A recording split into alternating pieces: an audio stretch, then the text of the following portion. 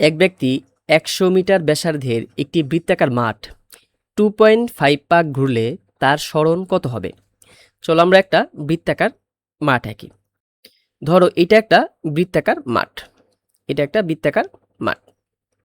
এক ব্যক্তি কি করবে, এখান থেকে যাত্রা শুরু করে 2.5 পাক ঘুরলো। ধরো এই যেখান থেকে গিয়ে সে 1 পাক দিল, মানে আবার আগের বিন্দুতে ফিরে আসলো। তারপর আবার এখান থেকে ঘুরে আবার আর 1 পাক দিল, মানে আগের বিন্দুতে ফিরে আসলো। এবার কি করবে, আর অর্ধেক পাক ঘুরবে। অর্ধেক পাক মানে কি, এই যে সে বৃত্তের আর এক বিন্দুতে মাঝ বরাবর যাবে। বলেছে তার সরণ কত, তাহলে তার সরণ কত হবে দেখো তো। সরণ হচ্ছে তাদের মধ্যবর্তী সরলরৈখিক দূরত্ব।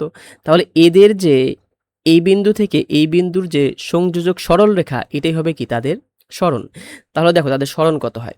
তাদের সরণ হবে হচ্ছে এই যে এটা, এখান থেকে এই বিন্দু। তার মানে কি, এই যে বৃত্তের যে ব্যাস, এই বৃত্তের ব্যাসটা কি হবে তাদের সরণ। বৃত্তের ব্যাসটাই হবে তাদের সরণ। আর বৃত্তের ব্যাসার্ধ দেওয়া আছে 100 মিটার। ব্যাসার্ধ দেওয়া আছে 100 মিটার। তাহলে 100 মিটার হচ্ছে ব্যাসার্ধ, এতটুকুর দূরত্ব 100 মিটার। অতএব এতটুকু দূরত্ব হবে 100 মিটার। 100 মিটার। তাহলে ব্যক্তির সরণ কত হবে? 2.5 পাক ঘুরলে ব্যক্তির সরণ হবে হচ্ছে 100 প্লাস 100, মানে কি বৃত্তের ব্যাস বরাবর 100 প্লাস 100 বা 200 মিটার।